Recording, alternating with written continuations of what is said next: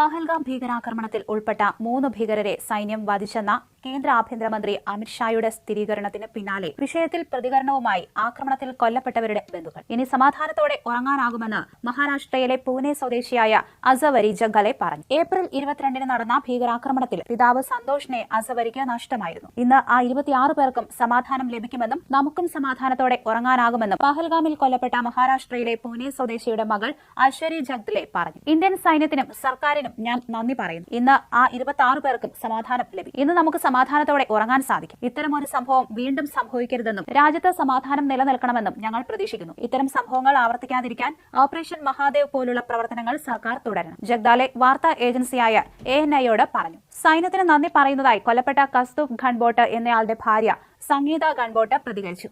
ഭീകരാക്രമണത്തിന് പിന്നിലുള്ളവരെ പിടികൂടി കൊല്ലുമെന്ന് പറഞ്ഞ പ്രധാനമന്ത്രി നരേന്ദ്രമോദിയിൽ ഞങ്ങൾക്ക് വിശ്വാസമുണ്ടായിരുന്നു. അവർ കൊല്ലപ്പെട്ടു. ഞാൻ സൈന്യത്തിന് നന്ദി പറയുന്നു, സംഗീത ഗൺബോട്ട് പറഞ്ഞു. ഭീകരർ കൊല്ലപ്പെട്ടുവെന്ന് അറിഞ്ഞപ്പോൾ ഏറെ സന്തോഷം തോന്നിയെന്ന് പഹൽഗാമിൽ കൊല്ലപ്പെട്ട പ്രശാന്ത് കുമാർ സത്പതിയുടെ ഭാര്യ പ്രിയദർശിനി ആചാര്യ പറഞ്ഞു. ഇന്ത്യൻ സൈന്യം സ്വീകരിച്ച നടപടി ശരിയാണെന്നും പ്രധാനമന്ത്രി മോദി